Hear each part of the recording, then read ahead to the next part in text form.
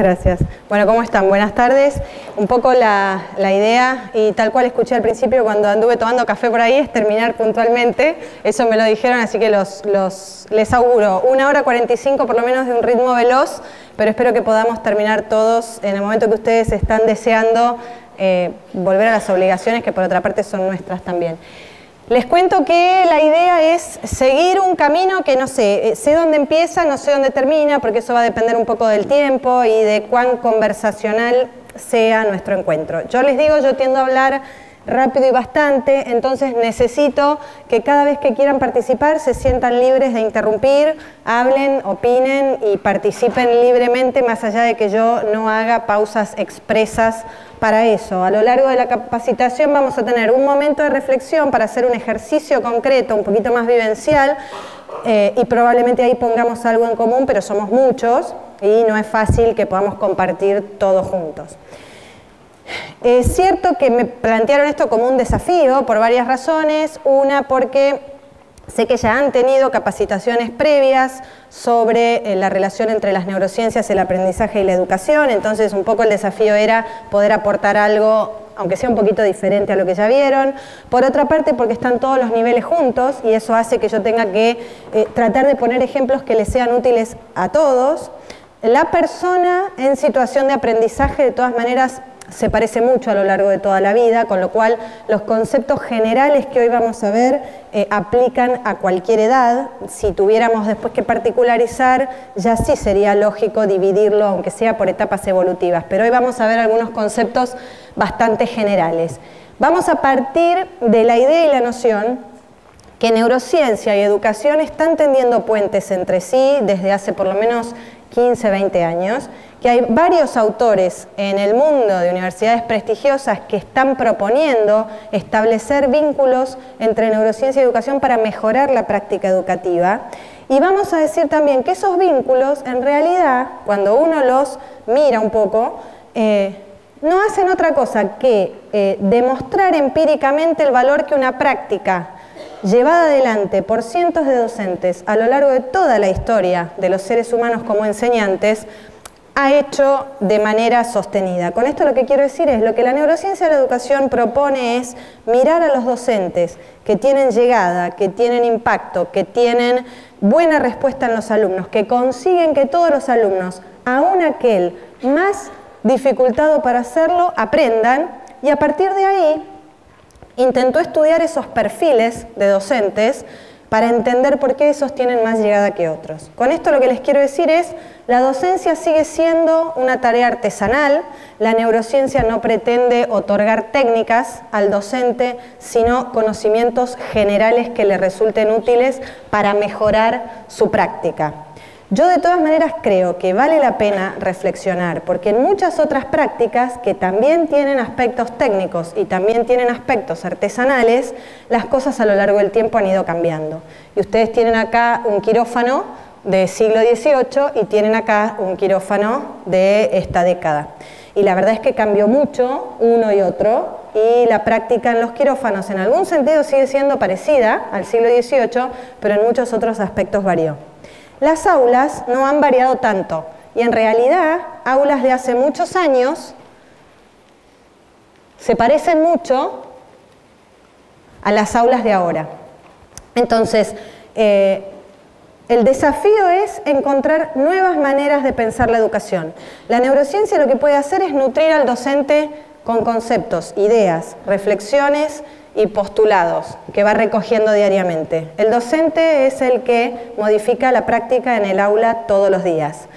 Cuanto más pensamos, reflexionamos y leemos, más modificamos la práctica cotidianamente. Hay escuelas que están intentando hacer modificaciones paradigmáticas en el ámbito de sus edificios. Esta es una escuela sueca, y lógicamente nosotros no nos parecemos en muchas cosas a Suecia. Para empezar, en esa escuela sueca los chicos gestionan sus propias responsabilidades, cosa que en un entorno como el nuestro hoy probablemente sería bastante difícil, porque tendríamos que empezar por definir el concepto de responsabilidad. Pero, digamos, existen lugares y espacios donde se están produciendo innovaciones desafiantes a la tanto a la creatividad de los politólogos de la educación como a la tarea docente de todos los días, y sin llegar a ejemplos tan drásticos, lo que quiero mostrar es que entre el blanco del aula de siempre y el negro del aula de Vitra en Suecia, seguramente hay un montón de grises que pueden aplicarse a cada lugar, a cada docente, a cada alumno y a cada espacio. Entonces, uno de los ejes de la neurociencia de la educación hoy por hoy es plantear un tipo de educación que se oriente a formar personas competentes, autogestoras de sus metas, de sus logros y de sus actividades cotidianas. Con esto quiero decir, la idea hoy es, necesitamos para un mundo tan complejo como el de hoy, formar personas con capacidad para asumir el desafío que el mundo de hoy plantea, que es, tenés muchísima información disponible, muchísimos recursos disponibles, tenés poco tiempo y tenés muchas cosas para hacer. ¿Cómo administramos eso? Mucho recurso, poco tiempo, muchas cosas para hacer. Entonces dicen los neurocientíficos de la educación que es necesario empezar a pensar cómo formamos personas que sean gestoras de su propia actividad. En ese sentido, lo que la neurociencia está haciendo es retomar algunos postulados y algunas reflexiones bastante viejas, algunas de la década del 30, como las reflexiones de Vygotsky, que proponían que los chicos aprenden mejor cuando ponen las manos en la masa, esta es una manera de decirlo, cuando tienen entre la adquisición del conocimiento y el aprendizaje la posibilidad de tener una experiencia. Una experiencia no significa, y vamos a ir viendo algunas imágenes, salir con los chicos a la calle y ponerlos a recorrer el barrio para saber lo que es un barrio. A veces alcanza con poner a los chicos en condiciones de opinar, pensar, compartir, reflexionar sobre sus propios pensamientos. Nos estamos frente a una generación que disfruta de mirarse a sí mismo y que piensa que ocupa un espacio privilegiado en el entorno en el que habita. Entonces la experiencia a veces pasa por darle la oportunidad de pensar y de hablar. Cada uno de los chicos con los que ustedes se encuentran cotidianamente en las aulas les muestra a ustedes cómo es a partir de la manera que tiene de aprender. Los docentes estamos muy acostumbrados a tener expectativas promedio para los alumnos y no está mal porque necesitamos tener una expectativa promedio. Pero los alumnos no son un reflejo del promedio. Y entonces cada uno de ellos nos muestra su modo particular de pensar, de sentir, de querer y de aprender. Y el desafío justamente es pensar en una práctica personalizada que no signifique 20 cabezas del mismo docente para 20 alumnos. Quiero decir con esto, el desafío es cómo pensar estrategias dentro del aula que personalicen el abordaje sin que eso signifique que el docente tenga que tener en mente a cada uno de esos chicos de manera individual, porque esa es una tarea ardua, difícil y que no todos estamos en condiciones de asumir. Entonces yo lo que quiero plantearles a ustedes es que todo, absolutamente todo es cuestión de perspectiva y que la práctica cotidiana a veces solo con pensar cuál es la otra cara de la moneda de la práctica diaria puede modificarse y puede variar.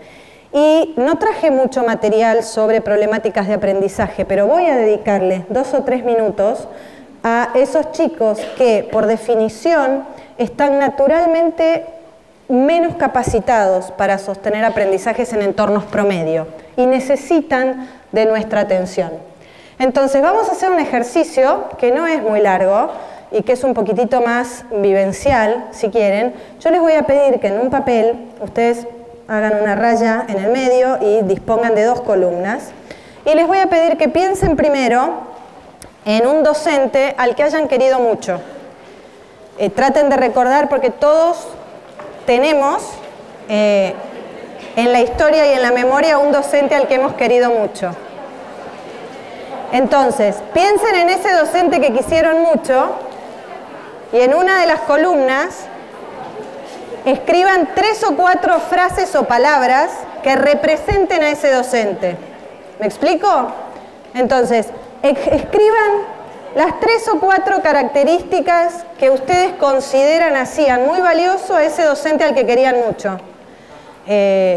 Todos hemos tenido la fortuna de contar con esos docentes, es un privilegio, en la vida de nosotros, de todos nosotros.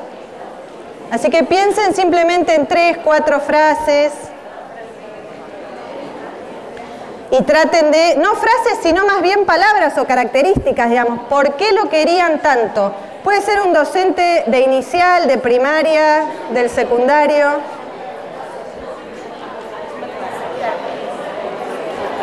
¿Cómo va? Todo bien, por suerte.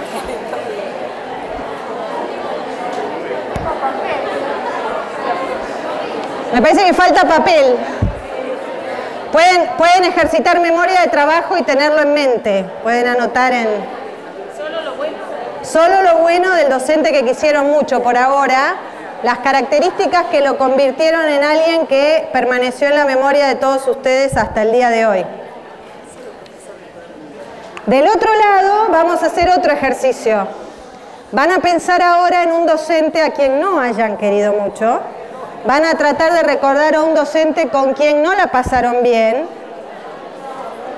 Todos tenemos también un docente que nos hizo sufrir alguna vez.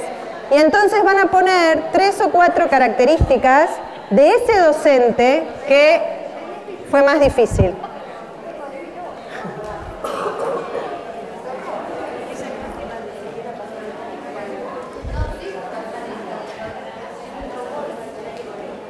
¿Es fácil o difícil hacer el ejercicio? ¿Eh?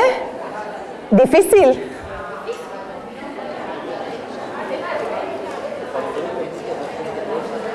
Ah, perfecto. Si tuviste muchos docentes buenos, puedes hacer una síntesis de las características que los...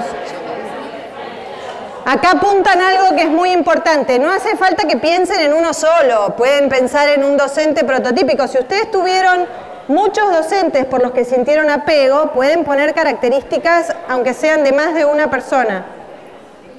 La idea simplemente es empezar a hacer un ejercicio que permite reflexionar sobre la propia práctica. Vamos a tratar de poner algunas cosas en común, ¿sí? ¿Quién puede decirme qué anotó en la columna del docente que generaba apego? Apego, al bueno. Daba la clase con mucho entusiasmo, era muy justa, era estricta y sabía mucho. O sea, sabía mucho. Bien, ¿quién más quiere contar lo que puso en la columna del docente que generaba apego? El peor, no explicaba nada. No, el bueno primero. ¿El bueno? Sí, sí. Sabía mucho, era muy exigente y aparte se comprometía mucho con los alumnos. Se comprometía mucho con los alumnos, sabía mucho y era muy exigente. ¿Quién más? Alegría cuando daba clases. Sí. ¿De qué? Alegría. Cuando daba clases. Vocación de servicio. Tenía calidez y transmitía formación. Perfecto, fíjense que van coincidiendo porque hablan del compromiso con la persona del alumno, la calidez, el entusiasmo que también salió y la formación más allá de la pauta o el límite firme. ¿Qué más? Dedicación, entrega, alegría, laboriosidad. Bien, perfecto. Laboriosidad dijo también a lo último, sí. Pasión. Pasión, bien. A ver. Inteligente, comprensivo, empático y reflexivo. Perfecto. Creativa, bien. Yo agrego nada más también, que sentía que se adaptaba al grupo. Sentías que se adaptaba al grupo. Capaz que no era cierto, Pero por lo menos esa era lo que ella transmitía. Perfecto. ¿Hay alguien que quiera decir algo que todavía no se haya dicho? Captaba el genio de sus alumnos, de cada uno de sus alumnos. A las preguntas difíciles la respondía con mucha inteligencia y sobre todo a las preguntas tramposas. Bien, perfecto. Y captaba la chispa de cada uno. Bien, vamos a pasar a la otra columna. ¿Sí? Bueno, ¿qué dice la otra columna? A ver, vamos a empezar el...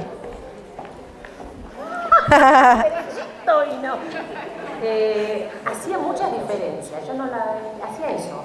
Te hacía sentir que no servías o que pertenecías al selecto grupito, yo no pertenecía. Pero vos sabés que eso me sirvió muchísimo, porque cuando tenés esos chicos en la clase que por ahí te das cuenta que no son lo que más te gusta, haces un esfuerzo para que él no lo sienta. O sea, para mí fue una gran enseñanza haberla tenido. No me importaba, no me interesaba la clase, no me importaba. Era tremendo, no daba clase. Bien, hacía diferencia entre los alumnos y no daba clase. Vos que recordaste a uno. A uno. Hablaba de sus problemas y de sí mismo, no le importaba un pepino la materia, no sabía nada y nunca explicaba. O sea, Bien. no se venía a firmar al colegio. Poca capacidad para transmitir conocimiento y muy centrado en sí mismo. ¿Qué más? Inflexible. ¿Qué más? Arrogante. Soberbio. Autoritario. Sin humor. Sin humor. Fíjense que ella rescató la pasión por un lado y la falta de humor por el otro, y ella, en síntesis, lo que hace es apelar a competencias afectivas, ¿sí?, de los docentes, que de una manera u otra son las primeras que ustedes mencionan, a pesar de que también incluyen la capacidad para transmitir lo que saben, la inteligencia, pero fueron haciendo referencia a competencias más afectivas, ¿sí? ¿Alguien más quiere comentar alguna cosa?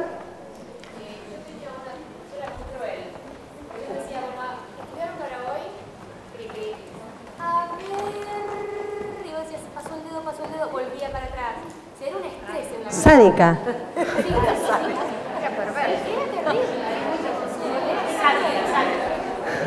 Claro, como que... Bueno, entonces ahora vienen dos preguntas, ¿sí? Levante la mano quien alguna vez, mejor dicho, levante la mano quien se identifica con alguna de las características que nombraron en la primera columna. Todos.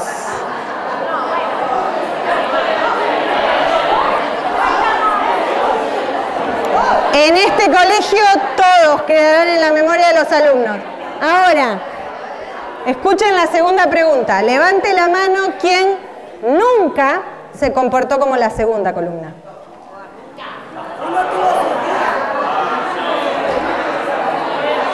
Nunca. Uno tiene sus días. Bueno, está perfecto. La idea de este ejercicio en realidad, además de activar en la conciencia de ustedes las características de los docentes por ustedes queridos, porque van a ver que de mucho de lo que ustedes dijeron la neurociencia lo traduce en el material que yo les voy a mostrar. Esa es una de las intenciones, mostrarles que la práctica docente, independientemente de las teorías y de la ciencia, es una práctica artesanal, personal y afectiva, que implica cierta vocación de servicio y sobre todo vocación, más allá de la vocación de servicio y vocación de todo tipo. Eso no cambia. Lo que pasa es que a veces inmersos en la práctica cotidiana y cuando estamos medio anestesiados de la conciencia de pensar y pensar sobre uno mismo, también nos corremos de línea. Entonces lo que yo quiero mostrarles hoy en realidad es cómo un montón de cosas que ustedes vieron en esos docentes que quisieron mucho, hoy por hoy se conocen y se entienden y se definen como aquello que hace a la buena práctica educativa, y esto lo que sirve, o para lo que sirve, es para darnos ánimo cotidiano a lo largo de la tarea. Entonces,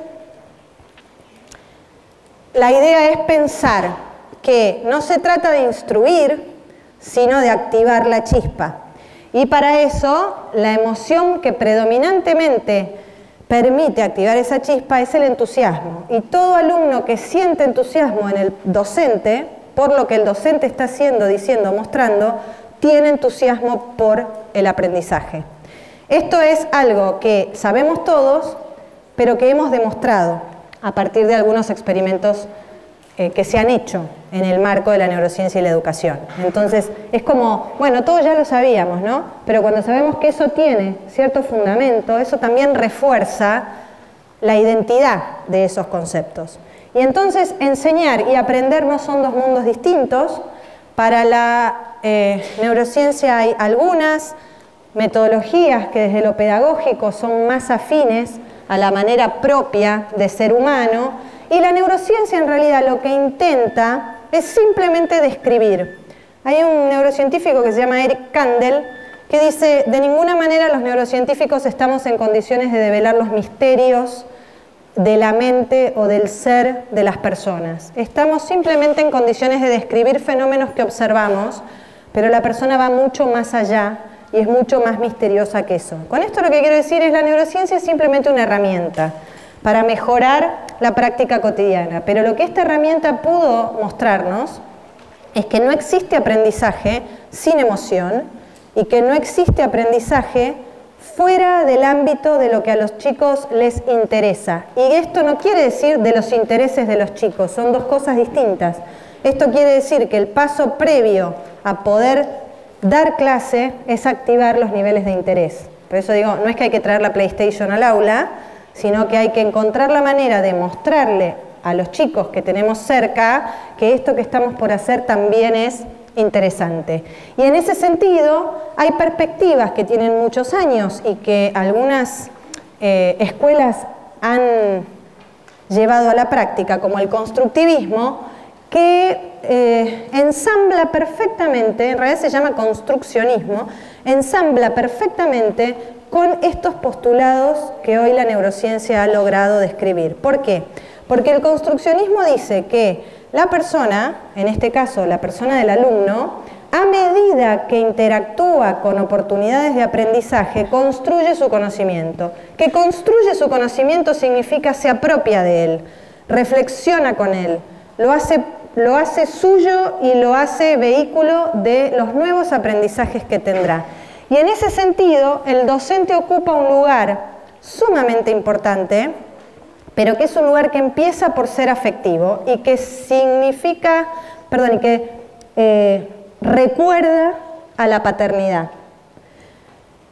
Los padres funcionales y los docentes funcionales se comportan de manera parecida y hacen todo esto que vamos a ver acá.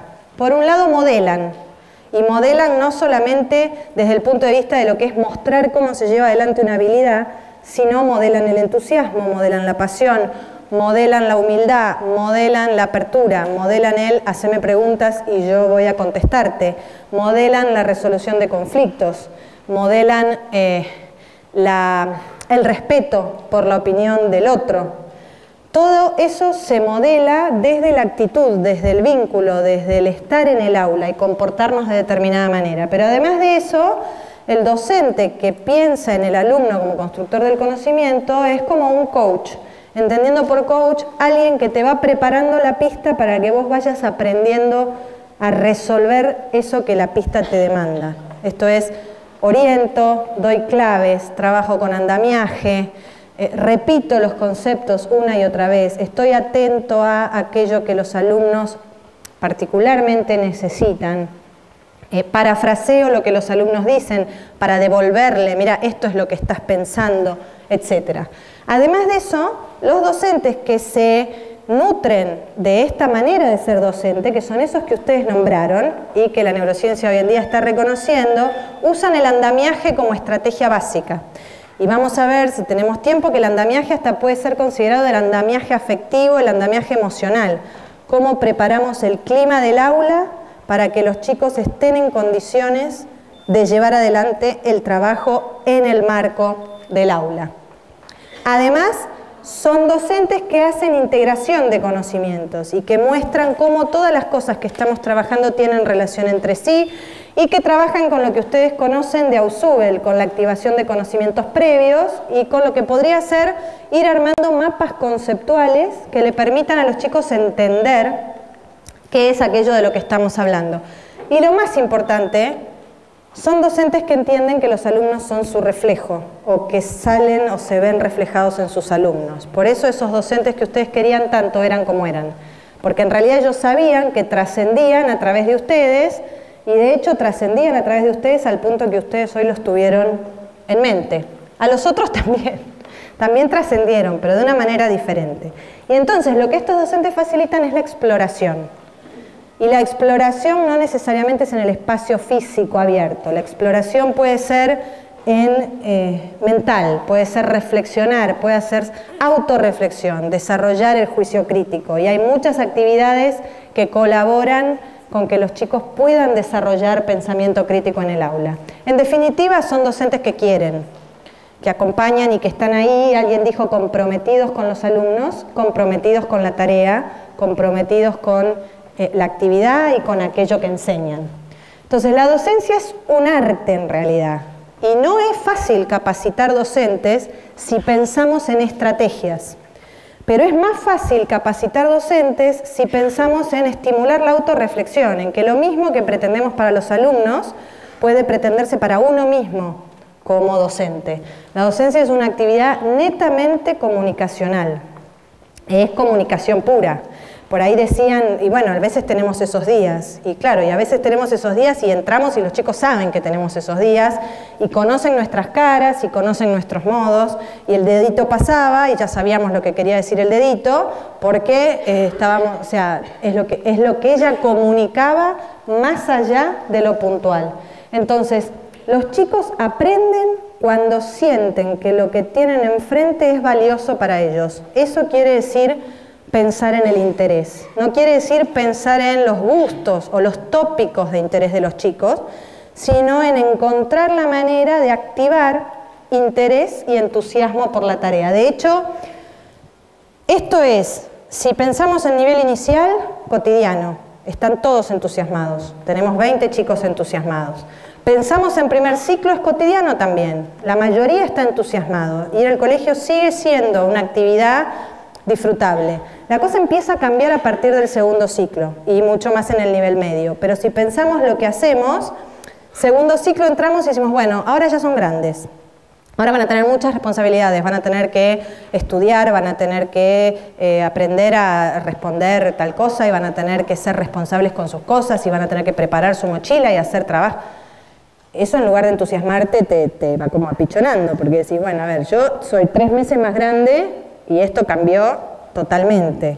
Y en nivel medio, que encima ahora es un año antes, pasa más o menos lo mismo. Pero tengo 12 personas para entender en 15, 20 días, porque después empiezan las notas. Entonces, todos hemos vivido como docentes y como alumnos algunas experiencias muy positivas, otras experiencias menos positivas. Hace 30 años esto era posible, hoy no lo es, porque socioculturalmente hemos cambiado y entonces hoy nos vemos exigidos a tratar de personalizar un poco la práctica. Si personalizarla solo es bajar al interés de los chicos, aflojar, poner tecnología en el aula y ser muy empático, estamos olvidando lo esencial y lo central de la práctica, que es que sea una práctica formativa. Pero entonces, para poder personalizarla tenemos que plantearnos cuáles son nuestras creencias y por qué como docentes estamos muy acostumbrados a hacer juicios sobre nuestros alumnos, y es un poco un tabú reconocerlos, pero pasa. Esto es de Tonucci y Tonucci dice, esta maestra tiene a Luis que es muy vivaracho. Entonces, Luis se mueve, es inquieto, hace chistes fuera de lugar, habla todo el tiempo, me desordena a los otros chicos. Ana es desordenada, vive sacando punta y tirando las minas arriba del cuaderno, mancha la hoja, borronea, tiene la carpeta sin las hojas de matemática en las de física en biología. No hay manera de convertirla en una persona responsable. Pedro es abúlico, siempre está callado en un rincón, no participa, lo veo más apartado. En el nivel inicial es el chico que no se suma a las actividades grupales o habla poco en las rondas de intercambio. En el nivel primario es el chico que no notamos porque está callado. En el nivel medio es el chico que vemos como apático y lo vemos ahí apartado. José es hipodotado, pobre José, no le da, decimos. O decimos, le falta un jugador o unos minutos de horno. Y entonces todo lo que José haga lo justificamos así, bueno, ¿qué querés?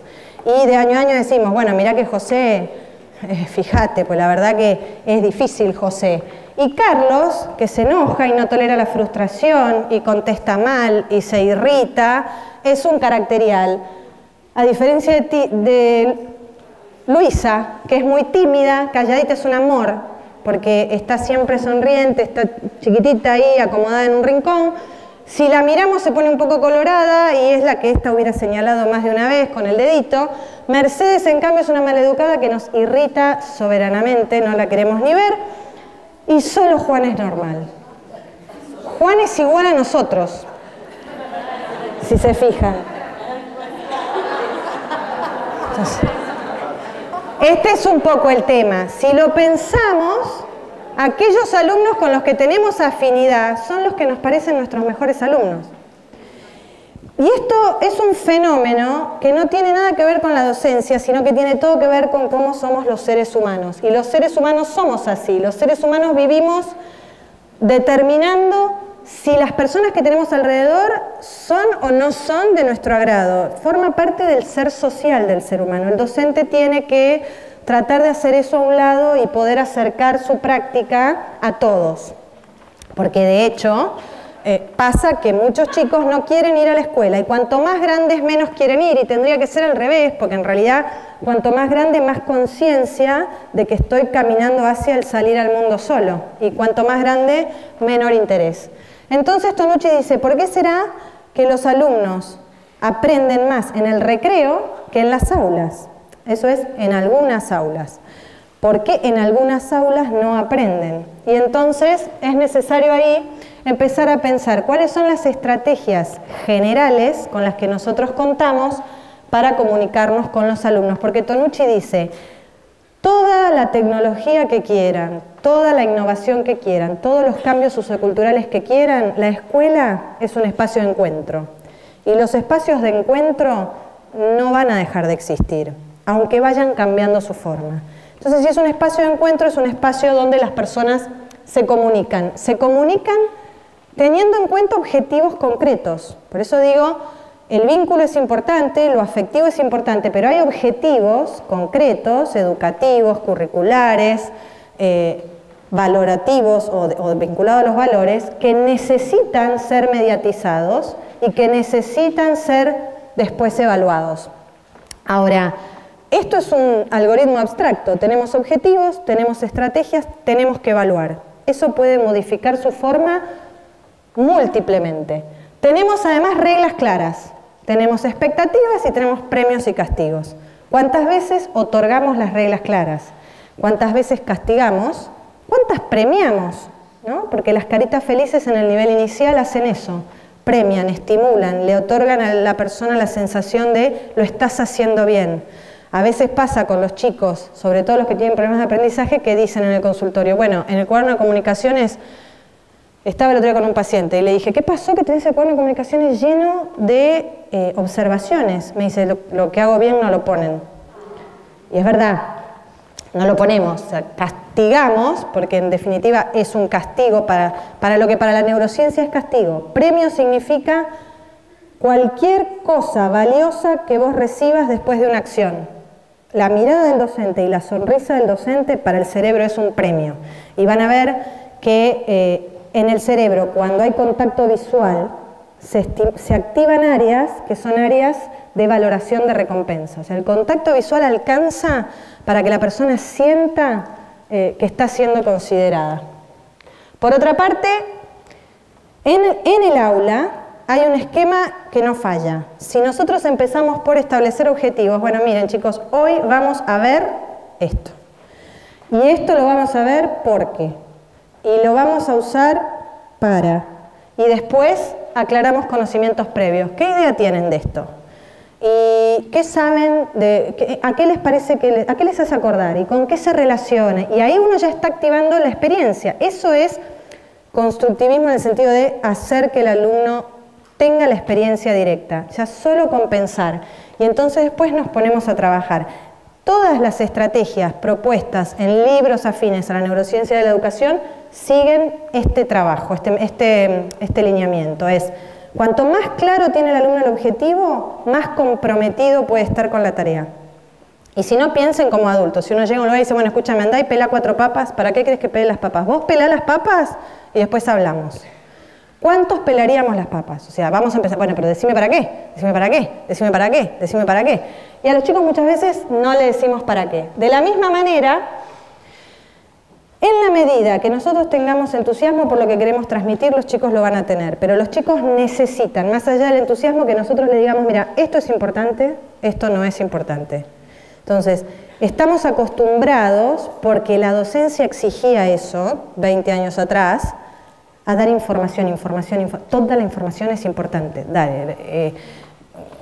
El otro día un chico, un paciente mío también, lo bocharon en una prueba de geografía en la que tuvo que ubicar todos los ríos de Europa y todas las cadenas montañosas, lo que hacía yo también en primer año en el colegio secundario, que no existía ni internet, ni Google Earth, ni nada de eso. Entonces digo, ¿cuán valioso hubiera sido que él hubiera aprendido a través del Google Maps a ubicar contenidos en un mapa, pero memorizarlos y ponerlos 2 días después?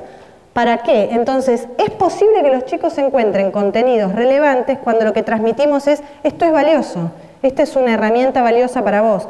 Y la verdad es que leer un mapa es una herramienta valiosa, sigue siendo una herramienta valiosa, pero leamos los mapas de hoy y eso directamente los compromete. Entonces, todo esto tiene que ver con estrategias de comunicación. Y hay algunas estrategias de comunicación que son características del docente funcional y que, si no me equivoco, Quino las describe como las vamos a ver ahora. Cuando no existen esas estrategias, aparecen estos comportamientos que nosotros penalizamos.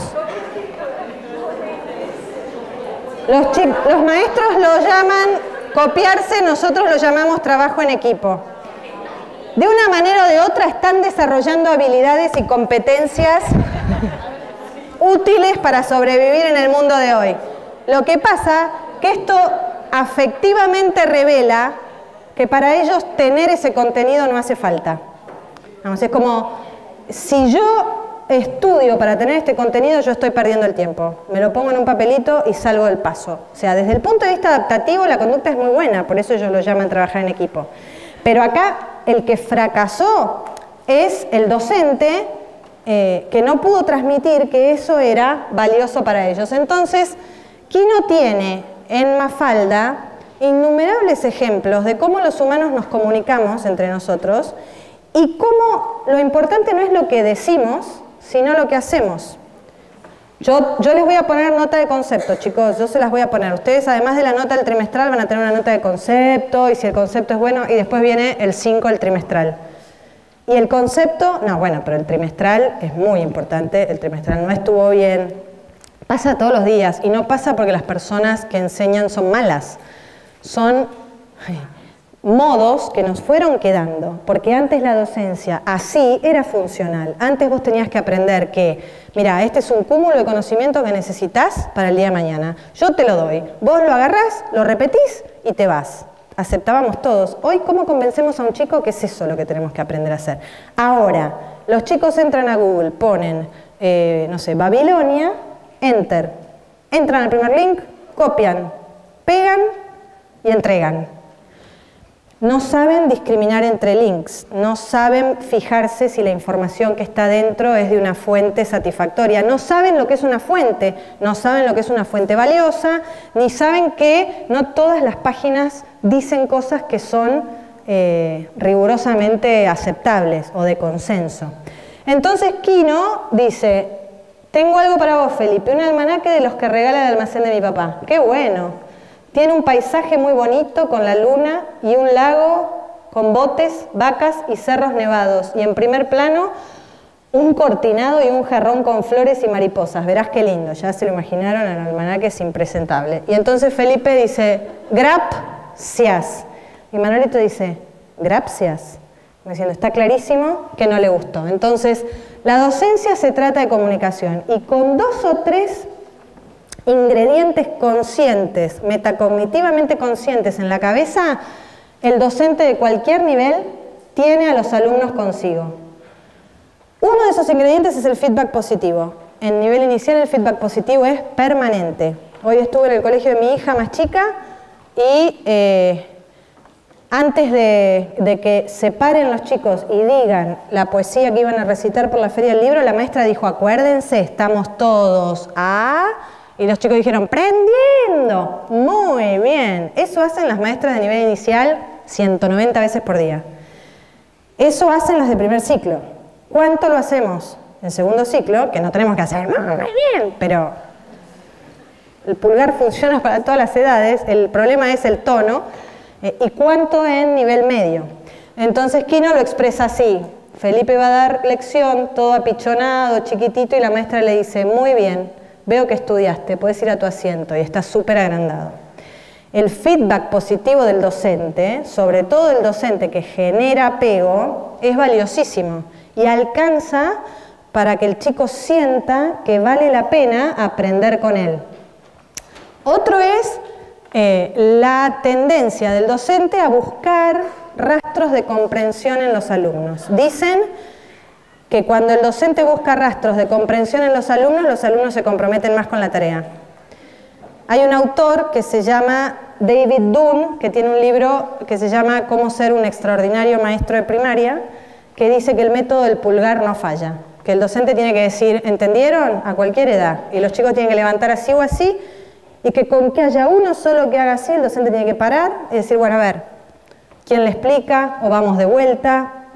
Pero el monitoreo del aprendizaje es útil por dos razones. Una, porque le da al docente la posibilidad de ser empático explícitamente, y otra, porque fuerza a los chicos a hacer metacognición, que es una competencia radical y necesaria para el aprendizaje. Entonces Manolito dice, desde marzo hasta ahora no entendí nada.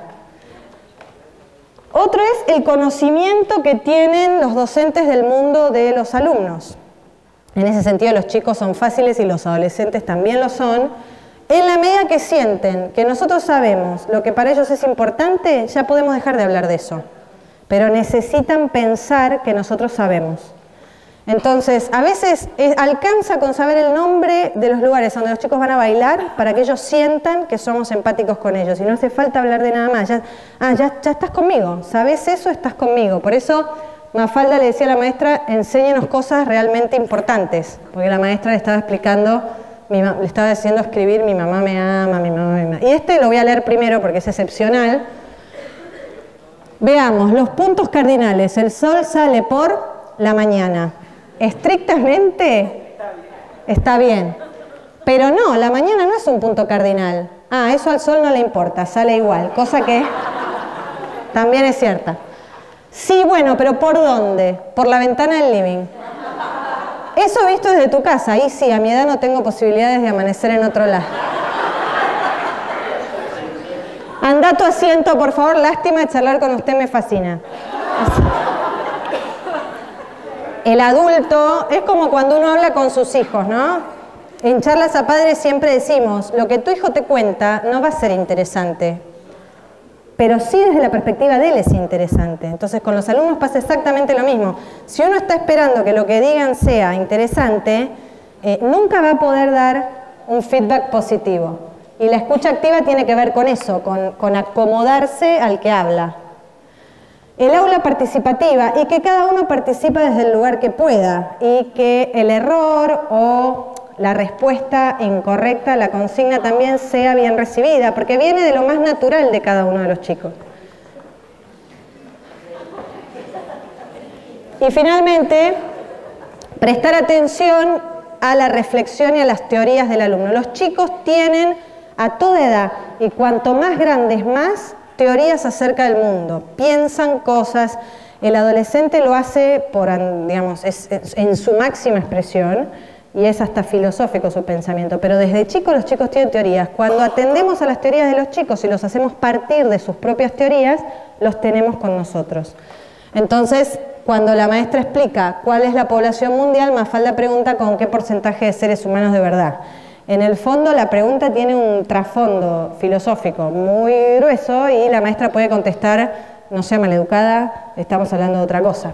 Como una vez me pasó en la observación de una clase que estaba una maestra leyendo con los chicos un texto sobre sindicalistas y el movimiento, en sexto grado creo que era, y uno de los chicos dice, mi papá dice que Moyano, y no sé qué barbaridad decía el padre de Moyano, y la maestra dice, no estamos hablando de eso.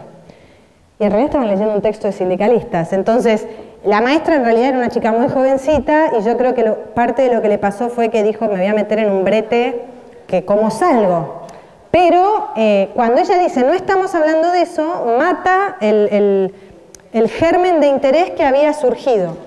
Entonces, ¿quién no diría, no planteemos preguntas que no tienen sentido, planteemos preguntas que los hagan pensar? Si planteamos preguntas, y esto lo dice también David Dunn, si vas a preguntar cosas que solo tienen una respuesta, no vas a obtener respuestas.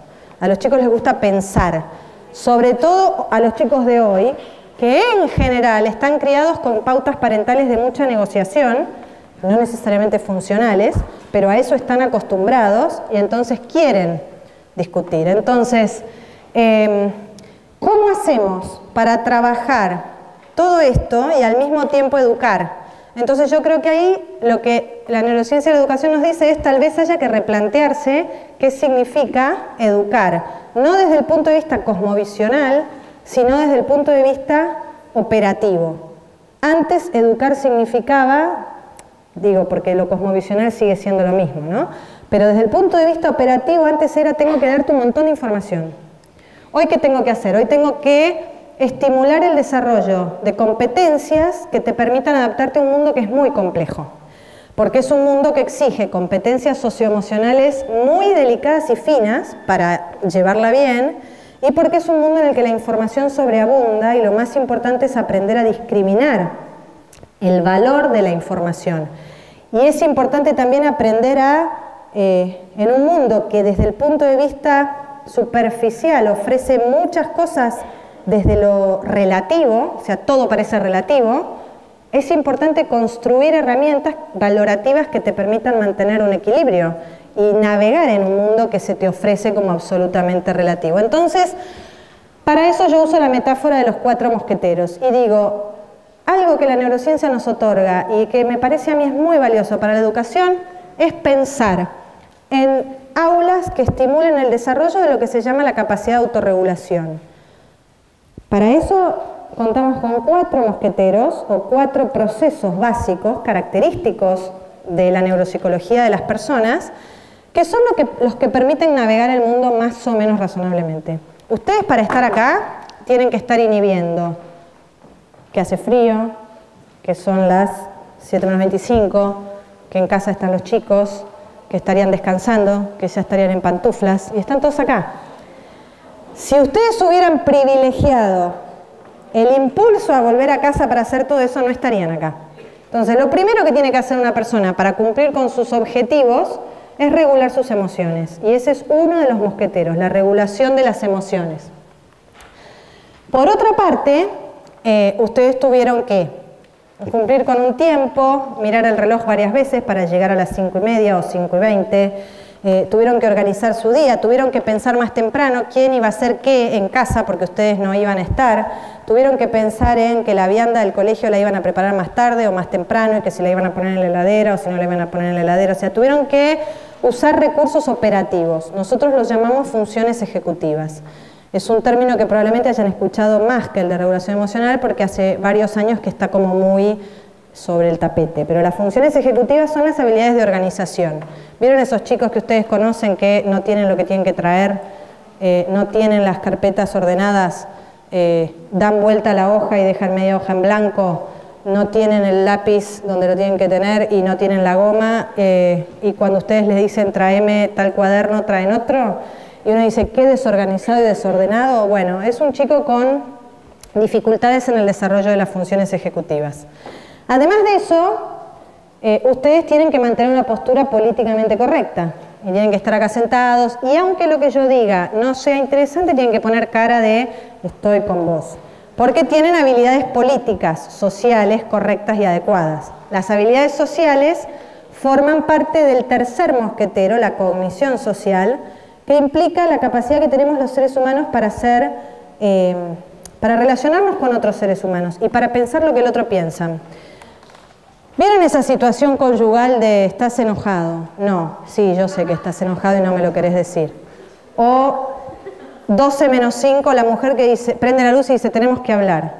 Y entonces el marido contesta no vamos a hablar ahora porque esto va a terminar mal, porque yo quiero dormir. No puede ser que vos quieras dormir. Bueno, todas esas situaciones de ya sé lo que me vas a decir y ya sé lo que va a pasar, tienen que ver con cognición social. Y el cuarto mosquetero es la metacognición, que está en las aulas desde hace mucho más tiempo. Lo que sabemos ahora, que antes no sabíamos, es que los chicos de nivel inicial pueden hacer actividades metacognitivas. Y que en el nivel inicial, si nosotros le preguntamos a un chico qué fue hoy lo que más te resultó lindo hacer, lo que más te gustó, lo más difícil, cómo te sentiste cuando te pasó esto, el chico responde, hace autorreflexión de sus emociones. Eso sí es una novedad, porque el estudio de los primeros años de vida de manera intensiva es más reciente. Y lo que hemos aprendido es que las competencias, estas 4 que yo les nombro, empiezan a desarrollarse apenas nacemos y ya para los 5 años están muy desarrolladas. Para los 12, y ahí viene el problema del nivel medio, están desarrollados al mismo nivel que el adulto en estructura. Yo siempre pongo este ejemplo. A los 12, desde el punto de vista de los 4 mosqueteros, te dieron la Ferrari. Pero manejar la Ferrari a los 12 es imposible. Entonces, esa cosa de ya estás grande y ahora vas a poder administrar 12 materias, 12 profesores, 12 carpetas, 12 trimestrales, no 12 trimestrales, pero digamos 12 evaluaciones. En realidad no estamos preparados para eso. Tenemos las 12 materias, tenemos la Ferrari, pero hay que hacer un coaching de cómo llevamos adelante ese camino. Entonces, todas estas cosas se desarrollan a través de mecanismos de aprendizaje que no son formales, son implícitos, son aprendizaje de todos los días. ¿Cómo saben ustedes cuándo tienen que dejar de ponerle sal a la comida?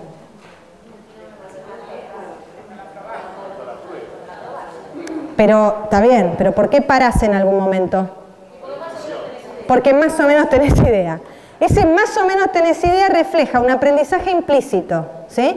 Si vos estás haciendo una torta de naranjas y abrís la heladera y no tenés naranjas, ¿qué le vas a poner a la torta? Limón.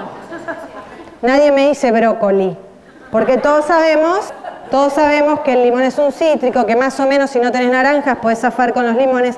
Ahora, ¿alguna vez a ustedes les enseñaron explícitamente si alguna vez estás haciendo una torta de naranja y no tenés naranja, usá limones? No. Lo aprendieron porque alguna vez se quedaron sin naranjas y abrieron la heladera y dijeron, ¿qué es lo más parecido que tengo? Limones. Esos son aprendizajes incidentales, son los aprendizajes de todos los días y van enseñando a dirigir la conducta a algunas metas. Entonces, eso se llama regulación comportamental, el funcionamiento conjunto de esos 4 mosqueteros. Y resulta que hoy van a encontrar infinidad de artículos que dicen que la regulación comportamental es crítica para el aprendizaje académico. Entonces, piensen ahora en un buen alumno, pero no en un alumno de notas altas, en un buen alumno. ¿Es ordenado? ¿Es socialmente habilidoso? No piensen en el que saca todo 10, piensen en un alumno que ustedes digan es un chico que funciona bien. ¿Es reflexivo? ¿Responde preguntas inferenciales y reflexiona sobre las cosas que ustedes ofrecen? ¿Tolera la frustración? ¿No toleran la frustración? Ese es un problema que estamos teniendo en estas épocas. Los chicos más exitosos académicamente, no en el sentido notas, sino en el sentido aprendizaje, los que aprenden, tienen mejor desarrollo de estos mecanismos de autorregulación. Y a la vez, el aprendizaje académico centrado en el desarrollo de competencias potencia, o sea, arma un círculo, no vicioso, virtuoso, con estos mecanismos de aprendizaje. Y la regulación de las emociones es un ingrediente crítico porque es como el primer paso. Si vos te equivocás y no aguantás el haberte equivocado, ya nada más es posible, porque lo que vas a hacer es abandonar la tarea.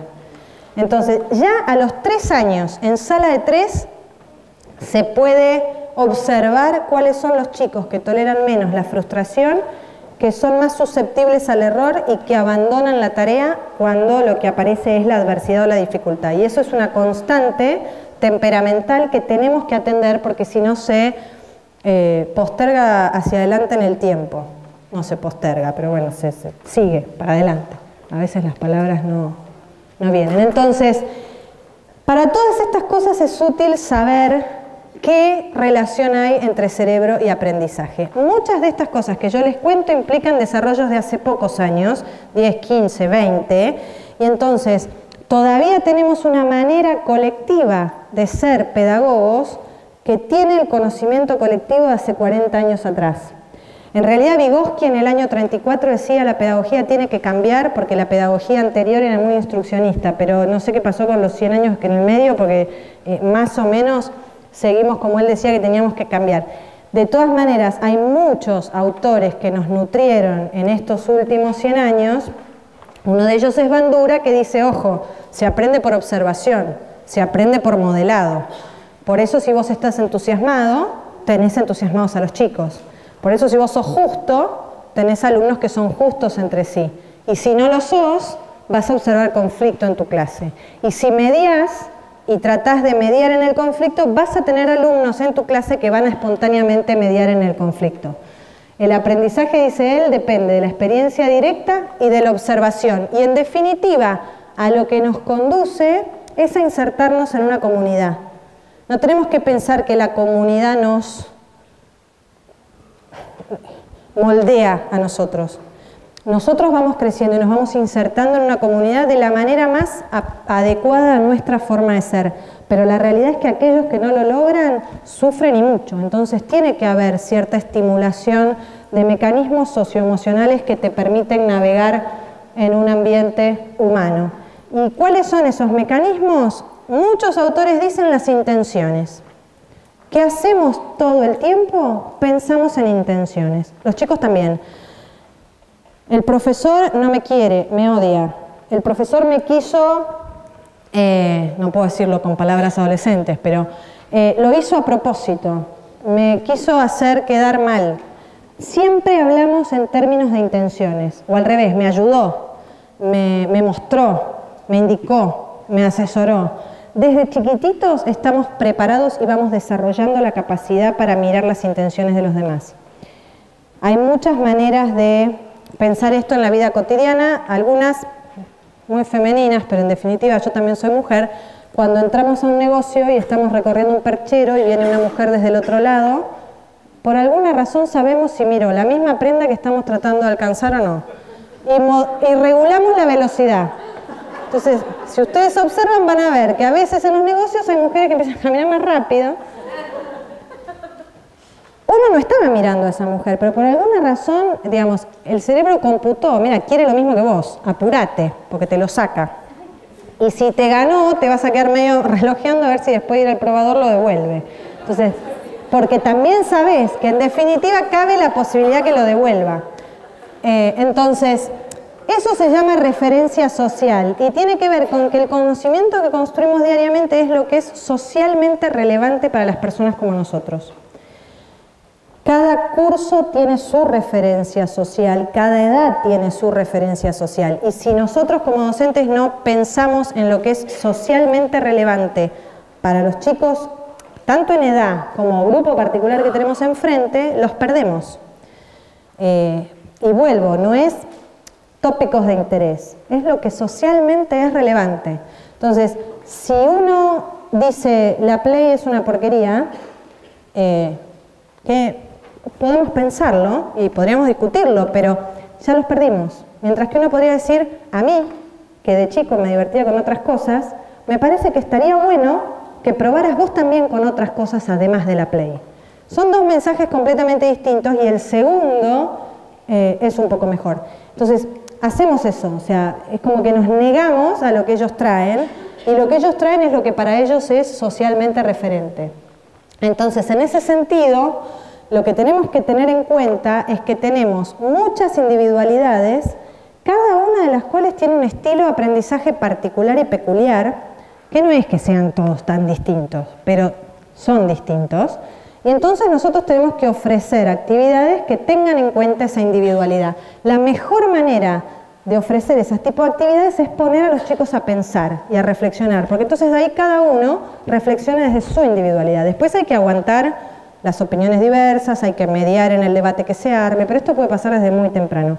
Cuanto más chicos, más notamos las diferencias. Y después en la adolescencia también se notan mucho. Si ustedes piensan en la adolescencia, en chicos con dificultades en habilidades sociales, que a veces pueden sufrir hostigamiento, bullying o rechazo, y uno mira el curso y ya sabe quién es. Si te dicen, entra a ese curso, hay uno que está sufriendo, y sabemos quién es. Socialmente se notan estas cosas y son diferencias muy notables. Ahora, si nosotros trabajamos todos juntos para encender la chispa, hasta el más distinto puede ser respetado. Y esto sí es algo que se tiene que hacer reiteradamente desde el nivel inicial hasta que salen los chicos de la escuela. En la situación es experimental, el adulto arma esa situación, pero el chico ayuda.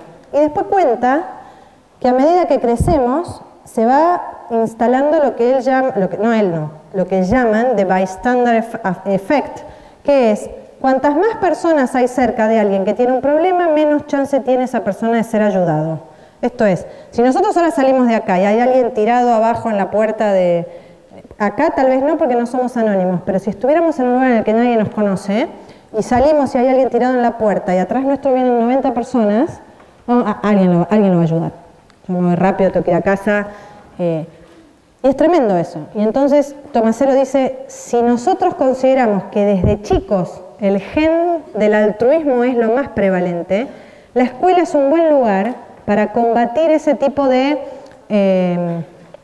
formaciones que se instalan después en la manera de ser personas. Pero para eso la escuela también tiene que ser un entorno donde decimos la diferencia es absolutamente admitida. Está todo bien con la diferencia. Aún aquel que es más débil lo ayudamos.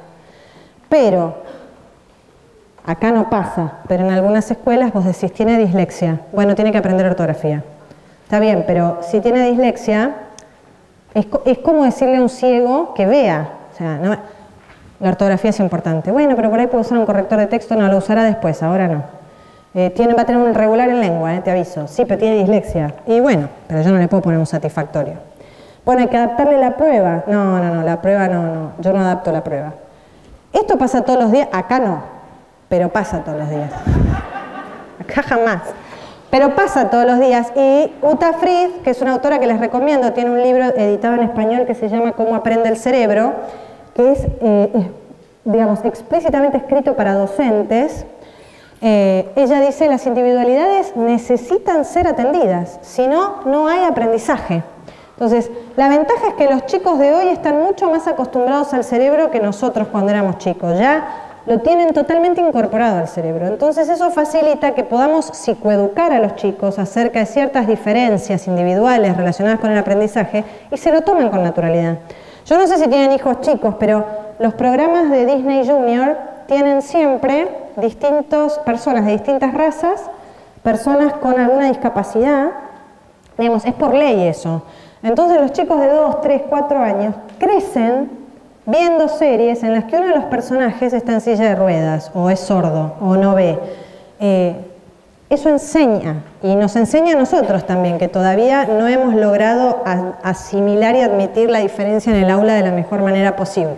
Entonces, el aprendizaje, sabemos lo que es una capacidad natural, tenemos todos. Vamos a aprender tanto a comportarnos de maneras positivas como a comportarnos de maneras negativas. Desde los caracoles hasta nosotros, biológicamente el aprendizaje es lo mismo, biológicamente. Neuronas que frente a una experiencia se comunican de maneras que antes no se comunicaban. Entonces, ¿por qué cada vez que haces una torta la haces mejor? Porque esas redes neurales que se ponen en uso cuando haces la torta, cada vez que haces la torta se activan y se especializan un poco más.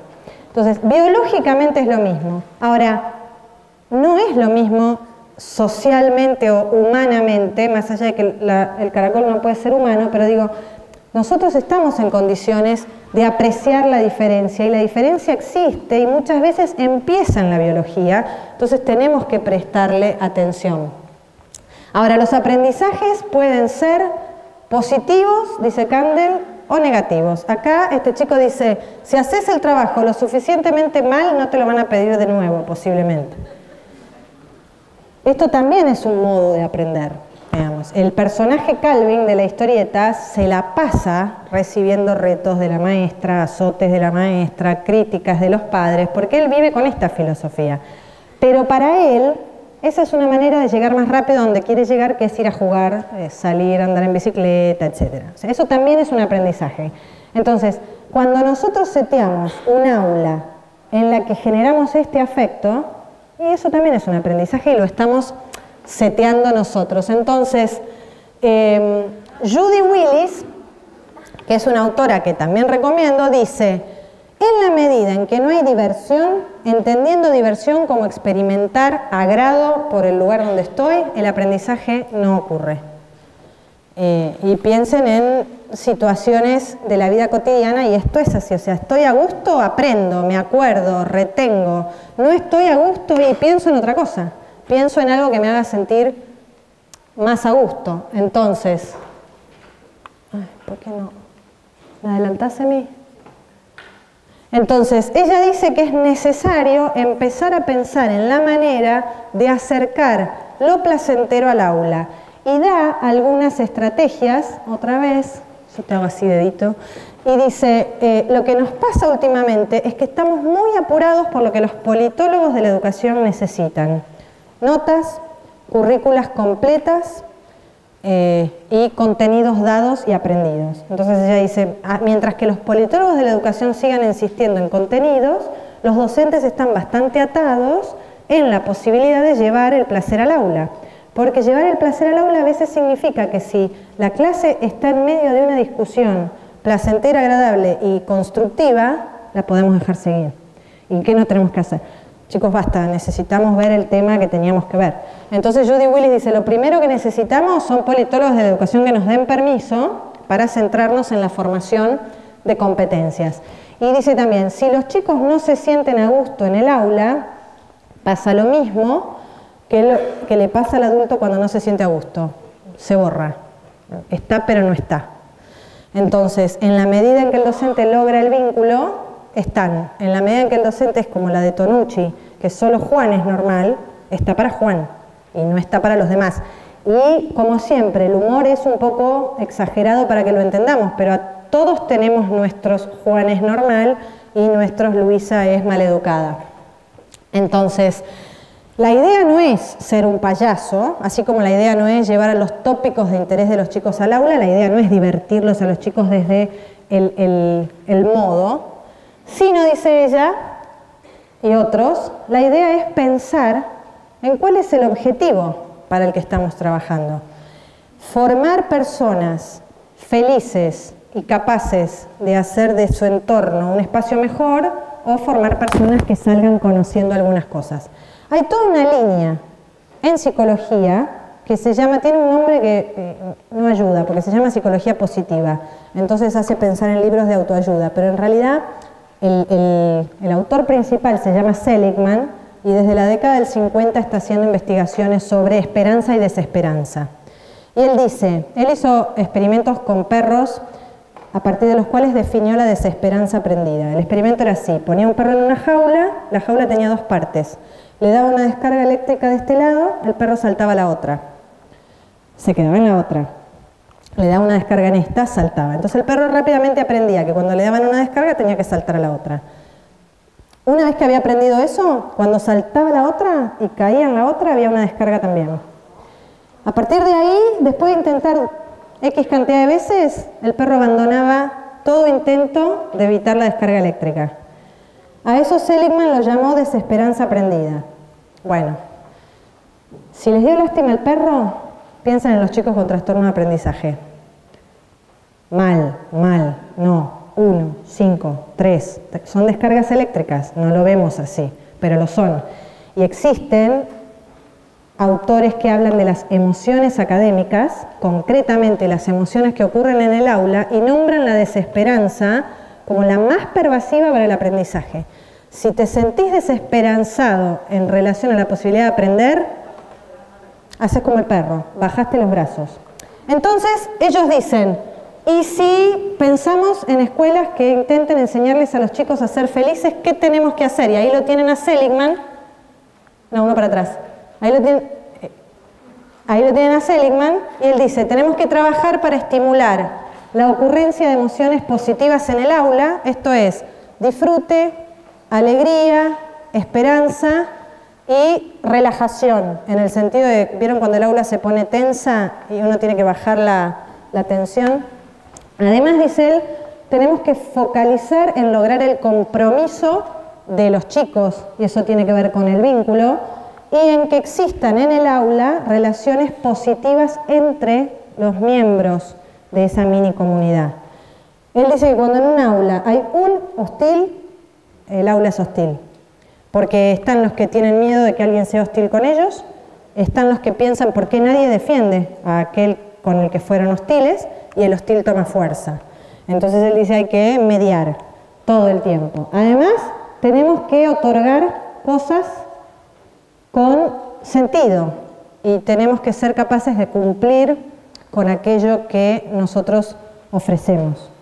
y con el compromiso que tenemos. Entonces él dice, la verdad es que la educación positiva implica pensar en que sigue habiendo habilidades académicas que hay que desarrollar. No van a encontrar un solo autor de esta línea que no insista con que es necesario desarrollar lectura, lectocomprensión, juicio crítico, capacidad para discriminar, información. Pero, dice él, también tenemos que enseñar y ayudar a desarrollar habilidades de bienestar. Entonces dice, tenés dos preguntas para hacerte al momento de tratar de pensar una aula positiva. La primera es, en una o dos palabras, ¿qué querés para los chicos con los que trabajás? Y la otra es, en una o dos palabras, ¿qué enseñan las escuelas? Y muchos lo que dicen es, el contenido sigue siendo valioso, pero puede ser usado en actividades que promuevan las habilidades del bienestar. Entonces él dice, es un soñador, dice, quiero una revolución en la educación global. Quiero que podamos enseñar habilidades de bienestar.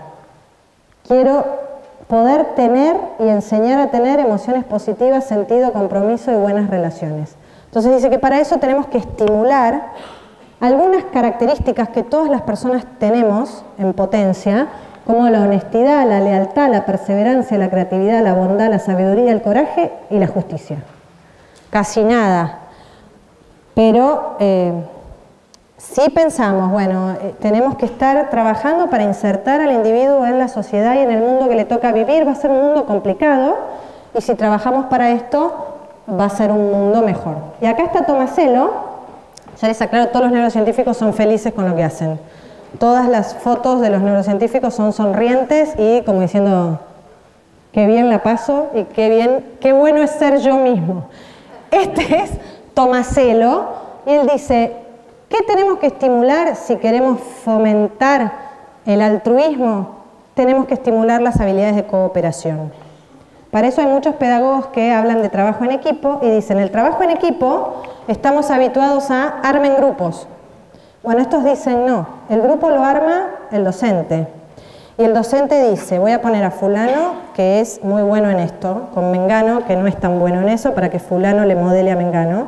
Voy a poner a sultanito, que si yo digo armen grupo nadie lo va a querer con ellos. Y entonces yo le elimino a sultanito la experiencia de me voy quedando solo y marginado.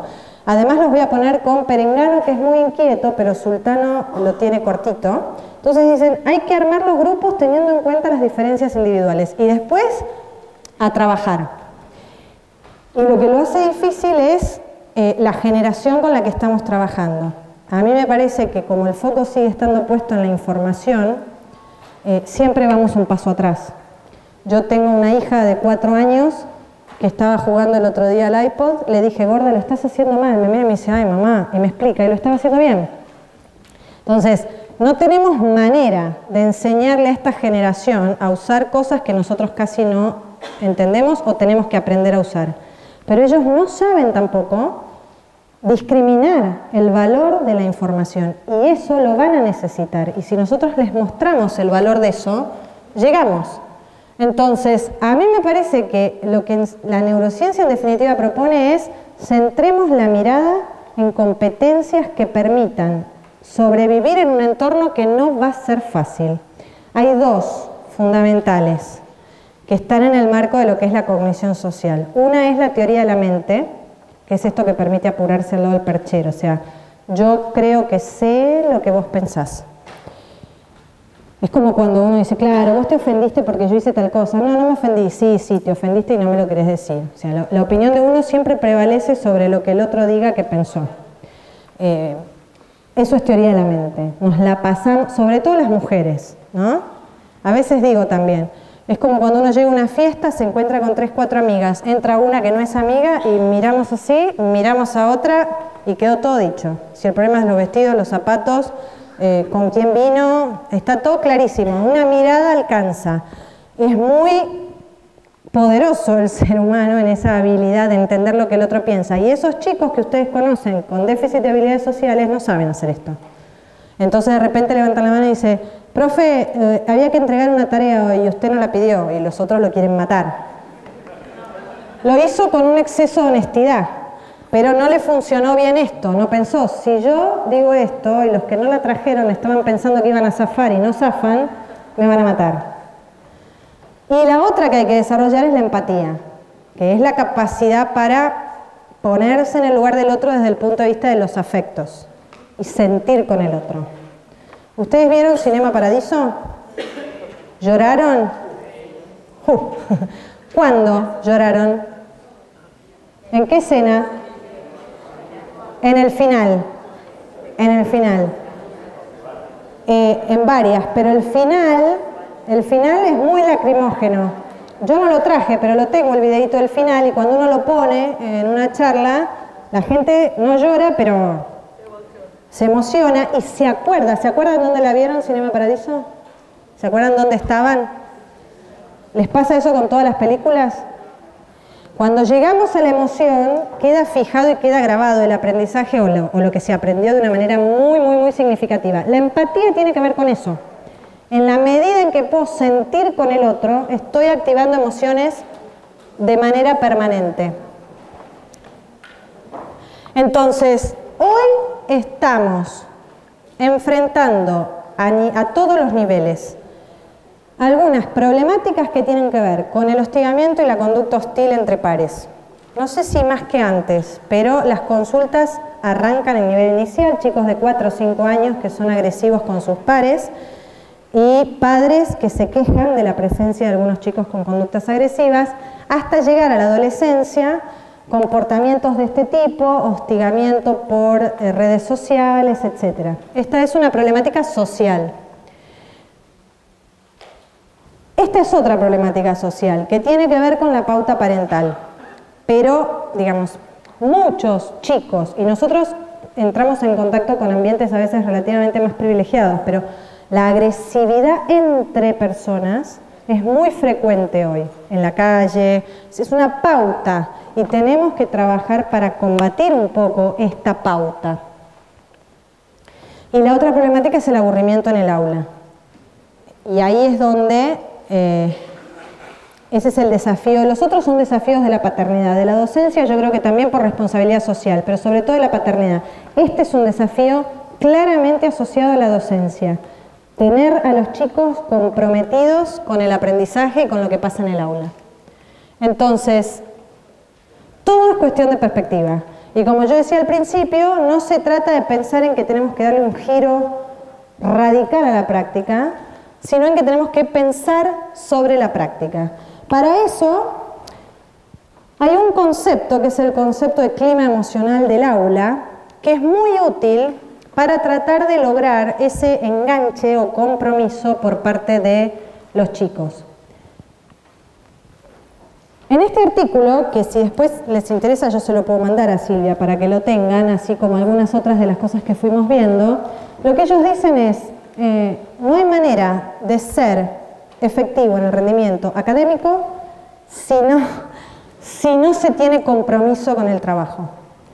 Por otra parte, dicen ellos, aquellos que se comprometen y participan en las actividades desarrollan competencias que tienen que ver con el juicio crítico y la capacidad de discernimiento. Aquellos que no se comprometen, además de no desarrollar competencias, obstaculizan el clima del aula. Molestan, están inquietos, se quejan, hablan, sacan fotos. Bueno, un poco de todo. Entonces, hay otros, dicen ellos, que están pasivos. Yo los llamo los del medio. O sea, tenés algunos que participan, tenés otros disruptivos y después tenés un montón en el medio, que están ahí como amebas y están pasivos. Y esos tampoco están desarrollando capacidad de aprendizaje. Lo que el artículo dice interesante es que dice, en encuestas los docentes evidencian percibir esa actitud como un atributo del alumno y no como un resultado del encuentro entre docentes y alumnos en el aula. Con esto lo que quiero decir es, el que es disruptivo, la ameba es una ameba y el comprometido es el piola, el bueno con el que yo tengo que trabajar. En definitiva, trabajo para estos que están comprometidos. Y en realidad no es un atributo, porque esos mismos chicos disruptivos en algunas clases y las amebas en otras clases se vuelven participativos, comprometidos y están enganchados. Lo mejor de todo es que no depende de la materia, depende del docente. Hay docentes Perdón por los de matemáticas, pues siempre pongo el mismo ejemplo. Hay docentes de matemática que lo logran. Yo siempre pongo este ejemplo porque a mí la matemática siempre me costó y no era mi fuerte. Hay docentes de matemática que lo logran y tienen a todos los chicos enganchados con el tema y la actividad. Eso pasaba en la película de La Sociedad de los Poetas Muertos, con un comentario importante para hacer. Los autores que hablan de clima socioemocional en el aula dicen a aquellos que trabajan en nivel medio, cuidado, porque el adolescente es muy vulnerable a las influencias.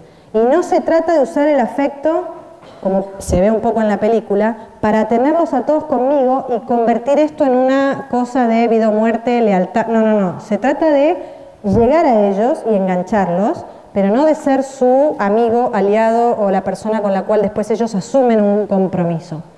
Entonces ellos dicen, el clima emocional del aula está directamente relacionado con la capacidad que tiene el alumno de aprender. ¿Y qué implica un clima socioemocional positivo en el aula? Un docente, fíjense que es lo que ustedes describían al principio, sensible a las necesidades del alumno, cálido, que nutre y que congenia, que cuida. Por eso yo asociaba con la pauta parental funcional, independientemente de la edad del chico. Lo que varía no es esto, es la expresión de eso. Mientras que el de nivel inicial tiene una expresión que también es muy parental, el de nivel medio no tiene esa expresión, pero sí tiene la calidez, el cuidado, el nutrir y congeniar. Además, son docentes que parafrasean al alumno, esto es, toman lo que el alumno dice y se lo devuelven y le muestran, mira, esto es lo que estás pensando. No ponen su criterio en el centro, sino que van modelando cómo pensar y van tomando como valioso lo que el alumno dice. Y por sobre todas las cosas, evita el dedito y la dureza en el vínculo. Una vez vi una prueba que decía, no solo no sabe, sino que no estudia. Y el chico estaba angustiado porque me dice, yo te juro que estudié. Y yo decía, es que es probable. Muy mal, pero es probable, o sea, muy mal no entendió, pero que estudió, probablemente estudió. Y a veces hacemos sin querer esos comentarios, siempre lo mismo, otra vez no trajiste. ¡Trajiste! Ah, espera que me siento, espera. Eso sigue siendo, desde esta perspectiva, dureza. Entonces, lo que ellos dicen es expresa calidez, expresa elogio sincero y da feedback rápido. Y cualquier chico de edad escolar, desde jardín hasta nivel medio, aprovecha y quiere eso. Si no tenemos ese docente, tenemos un clima emocional de la clase un poco más ríspido. No sé si la vieron esta película, es malísima, pero hay partes que dan para... Se llama mala maestra, mala docente, mala maestra, malas enseñanzas. Esos bad teacher en inglés, la película, tienen poca conexión con los alumnos. De hecho, ella a veces les daba algo para hacer y ponía los pies arriba del escritorio o ponía una película. Además, tienen poco compromiso, dicen cosas que les prometo que sí y no cumplo después. Falta de respeto, son despreciativos con el alumno, no necesariamente de manera explícita, a veces con esto que yo digo, ¿no? Uy, qué raro, hoy lo trajiste. Son docentes que humillan, no solo no sabe, sino que no estudia, y que amenazan. Cállense porque en la prueba, si no, lo hago más difícil. Cállense porque sacan una hoja, cállense porque... Y estos docentes, dicen ellos, además de que hacen que el alumno se desenganche por completo del clima del aula, estimulan el aburrimiento, la conducta desafiante y la confusión. Depende de qué alumno se trate. Si es un alumno más inhibido, tímido, va a estar confundido. Si es un alumno más disruptivo, va a aparecer con el desafío. Y si es la meba, se va a aburrir. Entonces, el compromiso del docente con el clima emocional positivo, falta poquito, orienta la capacidad de autonomía y autorregulación de los chicos. Igual que los hijos para con los padres, si hay alguien allá afuera que me quiere y confía en que yo puedo, yo pongo para. Por eso en el nivel medio no importa la materia, importa el vínculo, porque yo sé que vos vas a estar acá conmigo y entonces vos estás conmigo. Eso es muy así. Entonces hay un texto que se llama Enseñar el bienestar en el aula, y es un poco drástico o utópico, porque propone incorporar el bienestar en el aula en la currícula y propone que haya una materia que se llame bienestar. Más allá de eso, tiene algunas cosas interesantes. Una es esta, dice, ¿qué tenemos que estimular para que en el aula haya un clima socioemocional positivo? La quietud, por un lado. ¿Qué es la quietud? Es primero bajar, es trabajar el silencio, la capacidad que tienen los chicos de relajarse después de la actividad. Acaban de venir de educación física, a ver, los niveles de adrenalina y de activación son muy altos. Tengo que hacer una actividad que los baje antes de empezar. Y si los pretendo bajar con un grito de bajen de una vez, se activan alarmas de otro tipo, que son las alarmas del temor y de la amenaza. Por otra parte, la autoconciencia, la conciencia, el ejercicio permanente, eso de nosotros lo llamamos copiarse, ellos lo llaman copiarse, nosotros lo llamamos trabajo en equipo, que la conciencia esté puesta en que el que aprende es uno y que ese aprendizaje es para uno. No es el no me aprende nada, ¿no? Como de las y mame que no me come, no me hace, no me duerme, no es eso. Es sos vos el que tiene que, para que vos, estimular que cada chico conozca sus fortalezas, que el grupo conozca las fortalezas de cada uno y que se respeten las fortalezas y las debilidades de cada uno, ejercitar la virtud de la prudencia, dice este autor, fundamental para vivir en un mundo complejo como el de hoy, trabajar sobre la base de valores y estimular el desarrollo de relaciones sanas. Él dice que si tenemos esto en mente, aunque solo trabajemos currícula, el clima del aula va a mejorar porque nosotros vamos a modelar eso. Entonces, hoy por hoy, si ustedes preguntan qué es lo más relevante hoy para la neurociencia de la educación, el valor de la emoción adentro del aula. Porque hemos logrado integrar a la cognición y la emoción. Antes hablábamos de la razón por un lado, la emoción por otro, y no entendíamos que se nutren de manera permanente. Hoy sabemos eso. Y a tal punto sabemos eso que hay teorías sobre las emociones concretamente académicas que ocurren en el marco del aula. Y eso es porque el cerebro, a grandes rasgos, procesa información con 3 tipos de redes. Una es la red de reconocimiento, que tiene que ver con incorporar información. El sensorio y lo que significa ir acumulando información, la memoria, ¿sí? Entonces yo digo, capital de Italia, todos ustedes activan Roma, reconocen que eso es así, no dudan y lo dicen. También existe una red estratégica, que es la que se ocupa de organizar el comportamiento.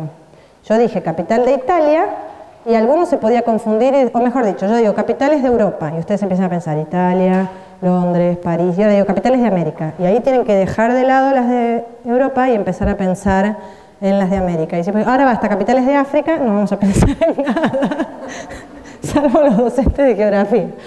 Y por otra parte la red afectiva, ¿sí? La red afectiva es la activación de emociones frente a situaciones de aprendizaje y de relación y de todo. Cada situación que vivimos implica una emoción. Frente a emociones positivas, nos pegamos. Frente a emociones negativas, nos alejamos. Aula con clima que favorece la esperanza, nos pegamos. Favorece la desesperanza, nos despegamos. ¿Qué quiere decir favorecer la desesperanza? Y si yo tomé una prueba y de 30 aprobaron 4, y eso favorece la desesperanza. ¿Cuál es la expectativa de logro de todos si casi nadie aprobó la prueba? Y si ese docente siente, qué bien que estuve, se olvida que un autor que se llama Popham diría, cuidado, pues los resultados de la prueba hablan de tu práctica, además de hablar de lo que el alumno no sabe, sino pudo hacer en ese momento. Entonces, y vamos cerrando, en la medida en que somos capaces de minimizar el estrés, pongo siempre el mismo ejemplo. Chicos, préstenme atención porque hoy vamos a ver algo muy difícil. Incrementamos el nivel de estrés. Eso puede ser reemplazado por, chicos, presten atención porque hoy hay tema nuevo. Ahí se va a estresar solo el ansioso. Pero todos los demás se van a entusiasmar, porque bueno, algo nuevo, ¿sí? Pero todo el tiempo, sin querer, decimos cosas como, miren que ahora vamos a empezar a ver temas nuevos todas las semanas, pónganse a tiro porque si no estudian todos los días van a quedar rezagados y si quedan rezagados van a sacar malas notas y si sacan malas notas. O cosas que forman parte del sistema y que también atentan contra las emociones positivas. ¿Tenés un 1 o un 2 o un 4 en el primer trimestre? Tenés a diciembre.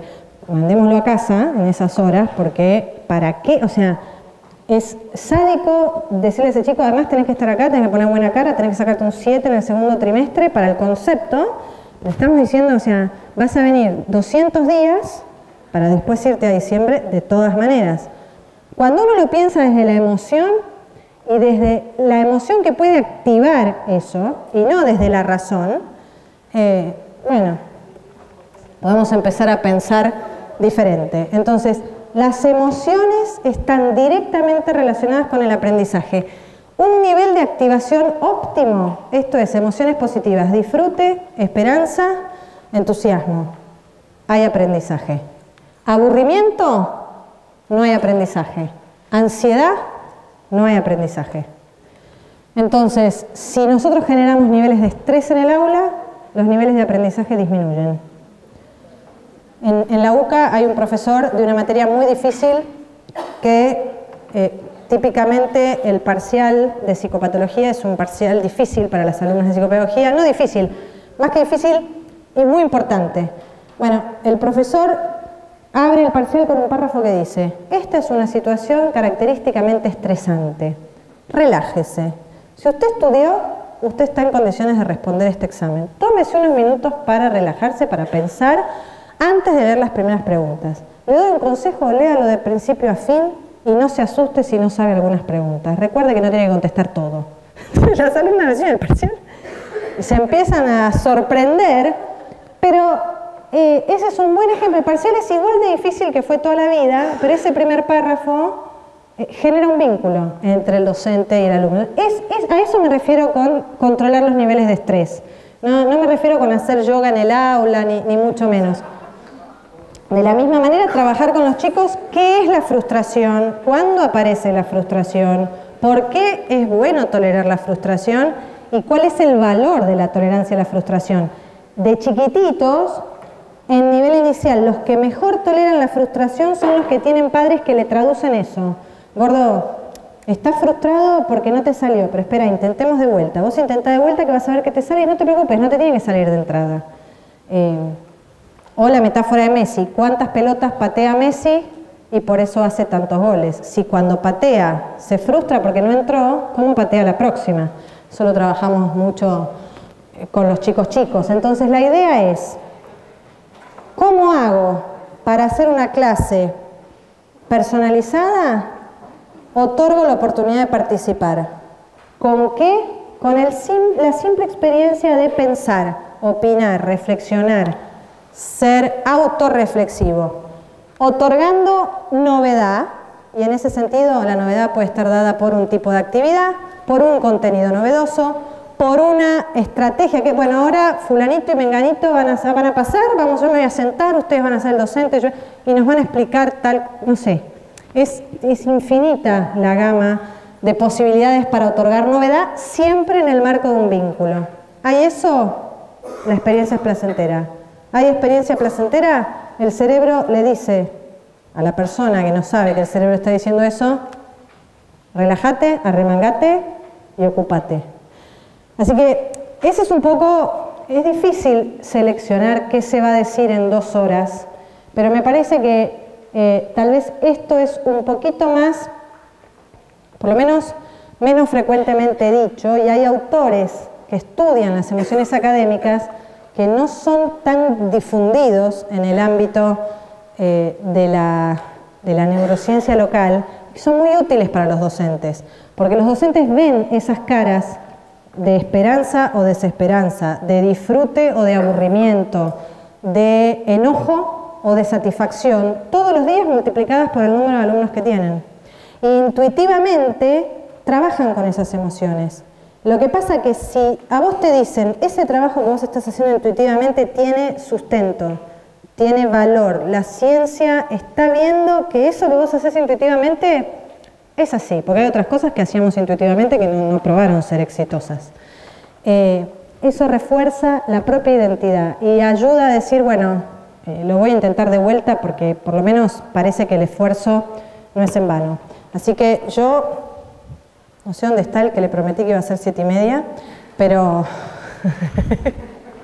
la vianda, los chicos, yo les agradezco mucho la atención, espero haberles traído, aunque sea algunos ingredientes para reflexionar sobre la tarea de todos los días y ojalá nos veamos de vuelta. Así que muchas gracias por su atención.